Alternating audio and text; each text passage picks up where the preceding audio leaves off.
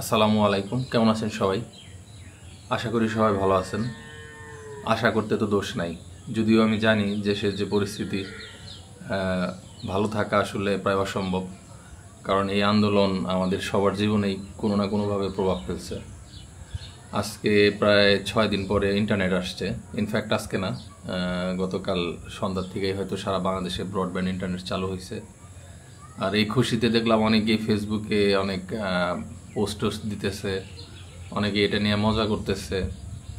তো আসলে যেটা আমাদের মৌলিক অধিকার, হ্যাঁ, খাদ্য, বস্ত্র, বাসস্থানের মতো আমি মনে করি যোগাযোগ ব্যবস্থা, সেটাও কিন্তু মানুষের মৌলিক অধিকার।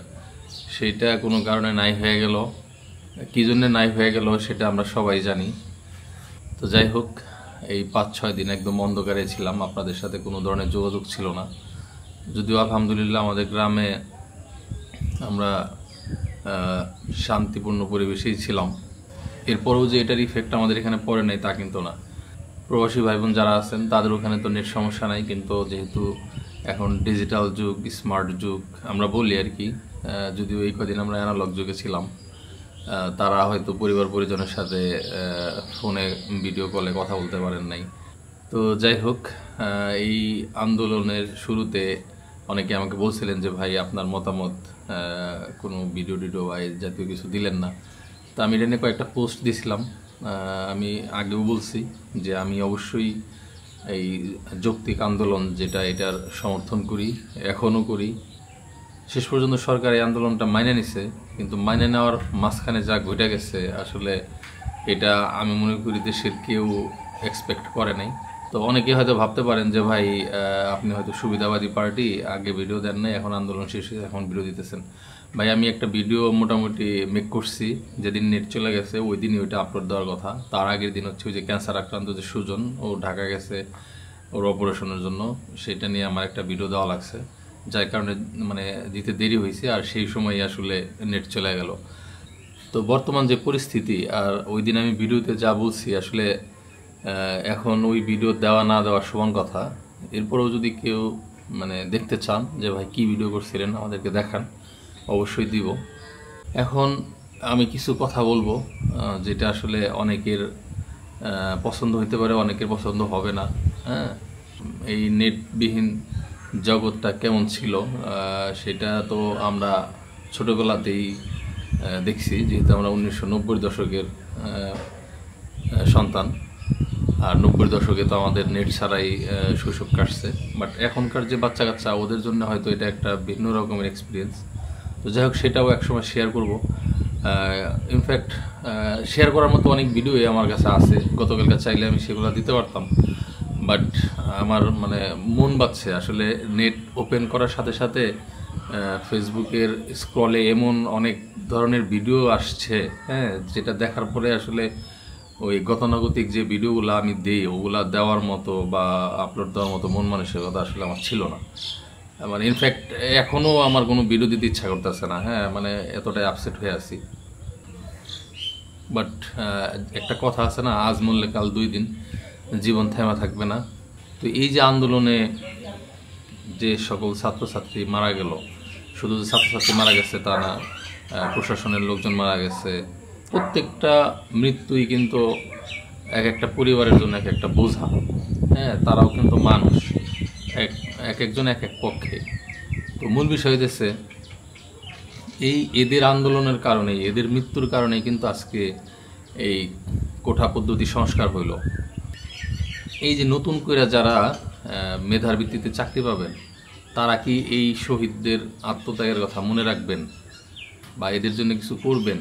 আমি মনে করি এই আন্দোলনে যারা শহীদ হয়েছে তাদের প্রত্যেকটা পরিবারের ভরণ পোষণের দায়িত্ব আমাদের নেওয়া উচিত। তো এই নেওয়ার কারণে এটা নিয়ে যদি 10-15 বছর পরে অন্য কোনো প্রজন্ম থেকে আমাদের খোঁটা দেয় যে এদের দায়িত্ব নিলেন, তাহলে বাংলাদেশে তো আরও কোটি কোটি ফ্যামিলি আছে, তাদের দায়িত্বও নেন, তো তখন কি এটা বৈষম্য হবে? বৈষম্য হবে না। ঠিক তেমনি যে সমস্ত মুক্তিযোদ্ধাদের রক্ত, ঘাম, জীবনের বিনিময়ে আমরা স্বাধীন বাংলাদেশ পাইছি, তাদেরকে সম্মান দেখানোটাও কিন্তু গুরুত্বপূর্ণ। এখন যে 5% করছে, আমি মনে করি এইটাই যৌক্তিক। আর এইটার পাশাপাশি তাদেরকে তো সরকার মাসে মাসে 20,000 টাকা করে দিতেছে, অসচ্ছল মুক্তিযোদ্ধাদেরকে যাদের ঘর নাই তাদের ঘর করে দিতেছে, তাদের বিভিন্ন ফ্যাসিলিটিস দিতেছে এবং সেটা দেওয়া উচিত। দুঃখজনক হইতেছে পুরো আন্দোলনের ভিতরে এই মুক্তিযোদ্ধা শব্দটা সামনে নিয়ে আসছে, আর রাজাকার রাজাকার ট্যাগটা নিজের উপর লাগাই দেওয়া হয়েছে। এই এই দুইটা জিনিস আমি মনে করি যে আন্দোলনের ক্ষেত্রে ভুল ছিল, বাদবাকি এভরিথিং ওয়াজ রাইট। মানে এখানে যারা আন্দোলন করছে তারা তো ঝানু রাজনীতিবিদ না, তারা তো কোনো দলীয় নেতাকর্মী না। সো তাদের এই যে পলিটিক্যাল বিষয়গুলা, হ্যাঁ, কোন জিনিসটা বলা যাবে কোন জিনিসটা বলা যাবে না, এই ধরনের জিনিসটা নাই। আসলে দেশের যে বর্তমান পরিস্থিতি, চাকরি বাকরি নাই, বেকারত্ব, হতাশা, এই হতাশাটা একটা ক্ষোভ হিসাবে মানে বিস্ফোরণ হয়েছে। এখন আসেন যে ছাত্র আন্দোলন যারা করছে তারা কেউই রাজনীতিবিদ না, তাদের ভুল ত্রুটি হইতেই পারে, তাদের কথায় স্লোগানে ভুল হইতেই পারে, কিন্তু সেইটার এই ইস্যু কইরা যেভাবে দমন পীড়ন করা হইল সেটা কি ঠিক ছিল? ছাত্রছাত্রীরা তো ছোট, তারা ভুল করবে, সেই ভুলটা আমাদের মাথায় হাত দিয়ে বুঝাইয়া ভুলটা সংশোধন করতে হবে, তাদের সাথে কথা বলতে হবে। তাদের দিকে বন্দুক নিয়ে, তাদের দিকে লাঠি নিয়ে এটা কইরা এ পর্যন্ত কি ইতিহাস থেকে আমরা যতটুকু পড়াশোনা করছি বা এই 40 বছর বয়সে যতটুকু জানছি, তাতে কি কোনো আন্দোলনকে চিরতরে স্তব্ধ করে দেওয়া গেছে? হ্যাঁ, হয়তো এখন আপনারা ধামাচাপা দিয়ে দিলেন, কিন্তু ভিতরে যে সবার ভিতরে একটা আগুন, এই আগুন কিন্তু জ্বলতেই থাকবে, জ্বলতেই থাকবে। সেই তো সব দাবি দাওয়া আপনারা মাইনেই নিলেন। এইটাই যদি এই প্রাণহানির আগে করতেন তাইলে কিন্তু এই ছাত্র সমাজের কাছেই কিন্তু আপনারা হিরো হয়ে থাকতেন। এরা কিন্তু কেউ সরকার পতন চায় নাই। বর্তমান সরকারের পরিবর্তে অন্য যে দল ক্ষমতায় আসবে তারাও কি খুব ভালো কিছু করছে এই 10-15 বছরে? তাদেরকে তো ভোটের মাধ্যমেই ক্ষমতা থেকে সরানো হয়েছে, যে দুইটাই মন্দ, এর মধ্যে ভালো কোনটা? আসলে বর্তমানে মানুষ কিন্তু এই সরকার পতনের কোনো আন্দোলন করে না। লাস্ট 15 বছরে দেখেন নির্বাচন থেকে শুরু করে কী আন্দোলন হয়েছে? কোনো আন্দোলনই হয় নাই। তাহলে এই সামান্য কিছু কিছু যৌক্তিক দাবি দেওয়া আপনারা মানবেন না? তার জন্য আপনারা মানে কাইন্ড অফ যুদ্ধ ঘোষণা করে দিবেন সাধারণ মানুষের উপর? তাহলে মানুষ যাবে কোথায়, কার কাছে যাবে? তো এখন আসেন, এই যে আন্দোলনের নামে দেশের যে ক্ষতিটা হইলো, হ্যাঁ, দেশের বিভিন্ন স্থাপনা যেমন মেট্রো রেল, বিটিবি, সেতু ভবন, এরকম আরও অনেক অনেক জায়গা, পুলিশের অনেক গাড়ি টাড়ি, অনেকেই বলতেছে যে না, এটা ছাত্ররা করে নাই, বহিরাগতরা করছে। তো আমার কথা হলো, বহিরাগতরা কেন এই আন্দোলনের ভিতরে ঢুকবে? তাদের যদি বাহুতে বল থাকতো তাহলে তো তারা আগেই পারতো। আর এখন যে বর্তমান সিচুয়েশন, পুরো পৃথিবীর সিচুয়েশন কি এরা দেখে না যে এখন এই ধরনের ভাঙচুর আন্দোলন করে কি সরকার পতন বা এটা করা যায়, এটা সম্ভব? আপনি রাশিয়া ইউক্রেনের দিকে তাকান, রাশিয়ার কি হইতেছে? কিছুই না, ওখানে জোর যার মূল্য তার। আপনি ফিলিস্তিনি ভাই বোনদের দিকে তাকান, অনেকে তো দেখলাম মানে এখান থেকে তাদের পক্ষে যুদ্ধ করতে যাবে, তো কালকেও তো দেখলাম 60-70 জন মেরে ফেলছে, কোনো বিচার হইতেছে? কত জাতিসংঘের রেজুলেশন, কত আন্তর্জাতিক আদালতের গ্রেপ্তারি পরোয়ানা, কত কিছু, কিন্তু কেয়ার করতেছে না। আচ্ছা, অত দূরে যাওয়া লাগবে না, আপনি পাশের দেশ মিয়ানমারে দেখেন, পাখির মতো মারতেছে, কি হইতেছে? কিছু হয়? এখন কিছুই হয় না। এখন দুনিয়াটা শক্তের ভক্ত নরমের জং। আপনি যে ভয়ে নেট বন্ধ করে রাখতেছেন, যে এই বিভিন্ন আন্দোলনের ভিডিওগুলো আবার সোশ্যাল মিডিয়াতে আসবে, আবার হয়তো পরিস্থিতি গরম হবে, এটা আপনি যদি আরও 1 মাসও বন্ধ করে রাখেন, সবাই তো মোবাইলে মোবাইলে রেকর্ড করে রাখছে, 1 মাস পরে হলেও এগুলো আপলোড দিবে, এগুলো মানুষের সামনে আসবেই, সত্য কখনোই চাপা থাকবে না। হ্যাঁ, সো ওই ভয়ে আপনি পুরো দেশটারে বন্ধ করে দিলেন। আমরা যারা ফ্রিল্যান্সার আছি তাদের যে কী পরিমাণ বাস গেছে শুধু মানে আমরাই জানি। আমি বাইচে আসছি না মরে গেছি এটা আমার ক্লায়েন্ট কিন্তু জানে না, তারা একটা হাই হ্যালো বলার মতো পরিস্থিতি মানে রাখে নাই।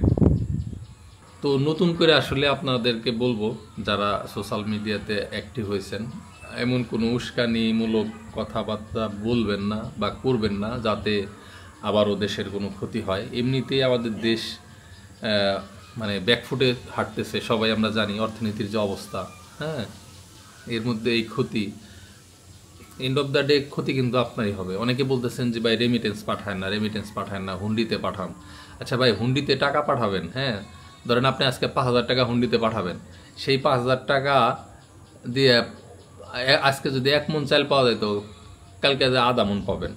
তো আপনি হুন্ডিতে আপনি পরিশ্রম করলেন, কিন্তু হুন্ডিতে পাঠানোর কারণে আপনার ওই পাঠাইতে আপনার টাকার মান যাইব গা কইমে। সো নিজের নাক কাইটা তো পরের যাত্রা ভঙ্গ করে লাভ নাই।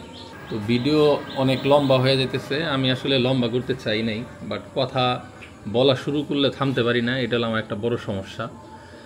এখন আমাদের এই সমস্ত আবেগী কথাবার্তা বাদ দিতে হবে, দিয়ে দেশটারে আবার একসাথে সবাই মিলে এগিয়ে নিতে হবে। হ্যাঁ, কারণ আজকে ক্ষমতায় যেই থাক, আমরা যারা জনগণ আছি তাদের জন্য যে লাউ সেই কদু, আন্দোলন, রক্ত এগুলা দিয়া পুরা পৃথিবীতেই কোনো কিছু হইতেছে না এখন।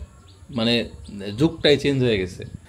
ওই পাশের বাসায় একটা ঝগড়া লাগছে, ঠিক আছে? আগে হয়তো কি জানেন, সবাই দূরবারে যে ঝগড়াটা দুই পক্ষ থেকে টানাটানি করে মিটিয়ে দিত, কিন্তু বর্তমান যুগে আমি যেটা দেখতেছি, সবাই দূর থেকে দেখে, কেউ যায় না কেন জানেন? ওই ঝগড়াঝাটি হইতেছে, ওই ঝগড়াঝাটি হওয়ার পরে ওইখানে একটা মামলা হইব, ওই যে যারা দৌড়ে গেছে ওদের ছাড়াইতে, ওই তারাও দু একজন আসামি হবে, আবার বা ওইখানে তারাও দু একজন মাথায় বাড়ি খাইব। বিশেষ করেন এটা বাস্তব। আমি নিজে দুই পক্ষের ঝগড়া মেটাতে যে মাথায় বাড়ি খাইছি একবার, আমি নিজে, ঠিক আছে? তো এমন না যে আমি এটা হাওয়ার উপর থেকে উদাহরণ দিলাম, বাস্তব অভিজ্ঞতা থেকে আপনাদের উদাহরণ দিলাম। তো যাই হোক, কমেন্টসে জানায়েন আপনারা কে কোথা থেকে ভিডিও দেখতেছেন, কে কেমন আছেন, কার কি ক্ষতি হইল। আর যারা এই আন্দোলনে শহীদ হয়েছে তাদের জন্য মন থেকে দোয়া করি, আল্লাহ যেন তাদের বেস্তে নসিব করে, তাদের জন্য সবাই দোয়া করবেন, তাদেরকে যেন আমরা ভুলা না যাই। তারা যেটা চাইছিল একটা মেধাভিত্তিক সমাজ ব্যবস্থা, সেটাই যেন আমরা করতে পারি।